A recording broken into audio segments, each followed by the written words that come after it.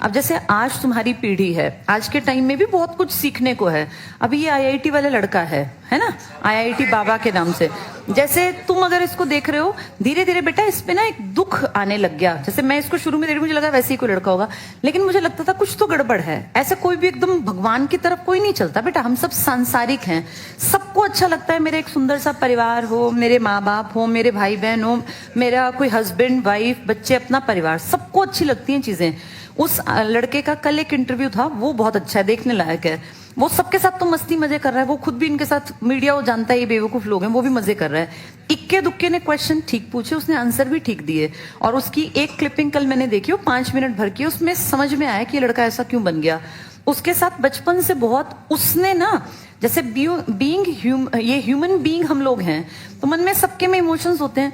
वो बचपन से ना औरतों को बहुत ज्यादा दबा कुचला फील करता गया, और उसके मन में एक सेंसिटिविटी जो बचपन में पैदा होनी थी, और एक जेंडर के प्रति जो भाव बनना था ना, उसने औरतों को इतना दुखी देखा, इतना परेशान देखा, कि उसके मन में ये आ गया कि यार इनको बराबरी पे क्यों नहीं रखते। पहले उसने अपनी माँ को बहुत ज्यादा मारपीट करते देखा, अपने फादर को।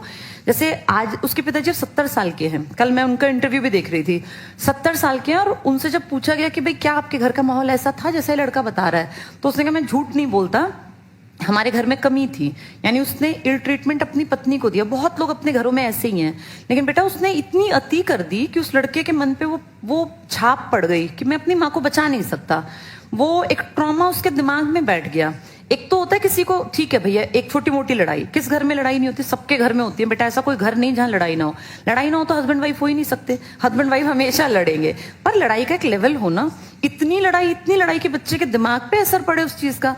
फिर वहां से जब वो बड़ा हुआ तो उसने अपनी कल वो कहानी बताई, जो लड़की उसको वहां आईआईटी में मिली, उसके साथ भी कुछ ऐसा ही उसने सुना कि उसका कोई बचपन में रेप केस था उसके साथ। और फिर जब वो बड़ी हुई, इसने तो शादी की नहीं उससे, उसने जहां शादी की वहां उसकी नहीं निभी। तो उसने कई, उसकी लाइफ में 3-4 महिलाएं जो थी ना, उसकी माँ से लेके, बहन से लेके, उसकी गर्लफ्रेंड तक, उन सबकी लाइफ बहुत कष्टमय थी, बहुत परेशानी की थी। तो उसके मन में क्या हुआ कि मैं कुछ भी नहीं कर सकता, अपने इतनी क्लोज जो मेरे आसपास महिलाएं हैं, मैं इनके लिए कुछ नहीं कर पा रहा। और वो इतना ज्यादा अपने आप को असहाय फील करने लगा कि उसको अपने आप से मतलब नफरत होने लगी कि वहां मेरी माँ जब इतनी पिटती थी तब मैं कुछ नहीं कर पाया, अब मेरी जो गर्लफ्रेंड है उसके साथ उसका हस्बैंड इल ट्रीटमेंट कर रहा है, मैं वहां कुछ नहीं कर पाया। तो इन सब चीजों ने ना उसके मन में एक नेगेटिविटी डाल दी। और आदमी क्या करता है, उसको सबसे ज्यादा इजीली अवेलेबल भगवान है बेटा, क्योंकि आप रात में 2 बजे उठोगे तो भी भगवान अवेलेबल है, आप सुबह 4 बजे उठोगे तब भी भगवान सर्वव्यापी है, हर आदमी के लिए हर घड़ी अवेलेबल है।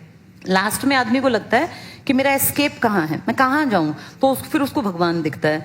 जैसे ये बहुत काबिल और बहुत अच्छा लड़का बन सकता था, बहुत अच्छा बाप बन सकता था, बहुत अच्छा पति बन सकता था, बहुत अच्छा बेटा बन सकता था। कैलिबर कितना ज्यादा बेटा, हम तो धूल की कण हैं, जितनी उसने पढ़ाई की हमें कुछ भी नहीं आता। उसने, हम मुझसे भी ज्यादा, मैं तो कुछ भी नहीं हूं। उसकी बातें सुन के लगता है इसने कितना तो हिस्ट्री को पढ़ लिया। उसने नेपोलियन बोनापार्ट, पता नहीं क्या क्या पढ़ डाला, हिस्ट्री को लेके, फिजिक्स को लेके, एरोस्पेस इंजीनियरिंग। बेटा इनमें बेसिक चीज भी ना आए हम जैसों को समझ, जो चीजें उसने पढ़ के छोड़ दी। तो कितना ब्रिलियंट लड़का था, लेकिन आज क्या है, आज गलत रास्ते पर, गलत इन द सेंस, ठीक है भगवान का रास्ता बहुत अच्छा है, ये कहने में अच्छा लगता है। अपने बेटे को कोई कह के दिखाया कि मैं अपने बेटे को ऐसा चाहता हूं बनाना, कोई नहीं चाहता बेटा।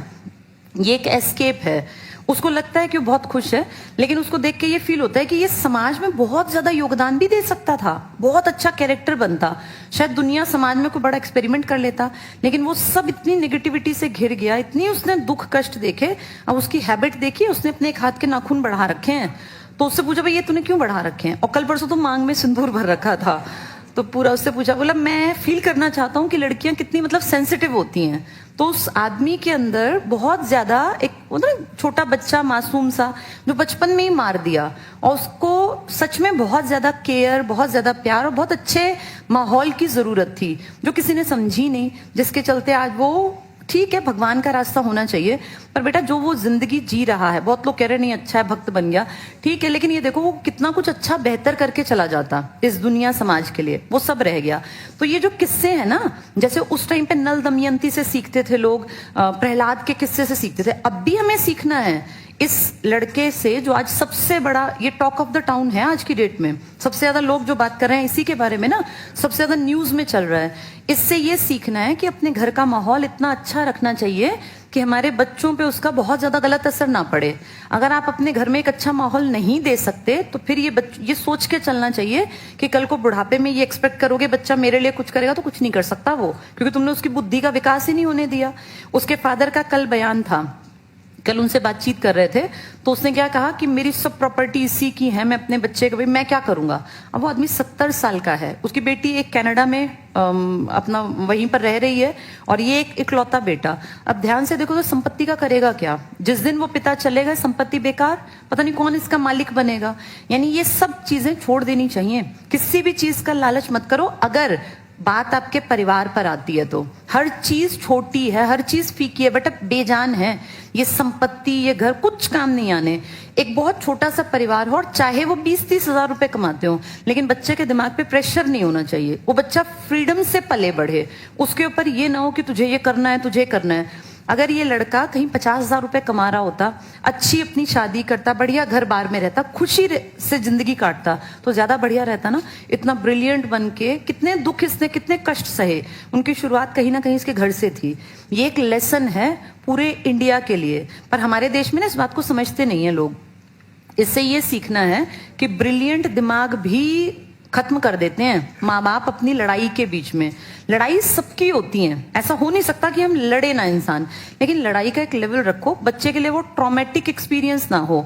चाहे वो लड़ाई हस्बैंड वाइफ की हो, वो लड़ाई घर में माँ बेटे की हो, चाहे वो लड़ाई भाई भाई की हो, या पत्नी की और देवरानी जो है, किसी की भी लड़ाई हो। बेटा लड़ाई इतनी नहीं होनी चाहिए कि बच्चे के लिए वो ट्रॉमा बन जाए। तो ये हमें ध्यान रखना है, इससे ये सीख लेनी चाहिए। ऐसे ऐसे खूबसूरत जिनका जीवन हो सकता था वो बर्बाद हो गए। आज सब बातें कर रहे हैं क्योंकि कुंभ चल रहा है। आज से 6 महीने बाद किसी को याद भी नहीं रहेगा कौन IITN, लेकिन उस लड़के की जिंदगी तो बर्बाद हो गई ना। उसके फादर उन जमीनों का, प्लॉट का, पैसे का क्या करेंगे अब? वो सब वेस्ट है। उससे बहुत बढ़िया होता, माहौल अच्छा दे देते, चाहे उसको ना भेजते IIT मुंबई, यहीं कहीं पढ़ लेता, एक अच्छी जिंदगी तो बसर कर लेता, इतना बुरा हाल ना होता। तो ये चीजें ना अभी भी हमें सीखनी है। पहले साधन नहीं थे, आज साधन YouTube है, इसकी जिंदगी से बहुत कुछ सीख सकते हैं। तब लोग कैसे सीखें? तो ये वहां पे स्वांग करके दिखाते कि तुम्हें जिंदगी ऐसी बनानी है। हमारे लिए रोल मॉडल था। तो सांग परंपरा ने लोगों के मन में बहुत कुछ भरा। CET 2025 बहुत जल्दी ही कंडक्ट होने जा रहा है। अगर आपकी इच्छा है हरियाणा में सरकारी नौकरी हासिल करने की, तो आप ICS कोचिंग एप्लीकेशन के साथ जुड़ सकते हैं। महज 250 रुपए में कंप्लीट तैयारी कराई जाएगी। नीचे दिए गए नंबर पर कांटेक्ट कीजिए और हरियाणा में अपनी सरकारी नौकरी पक्की कीजिए।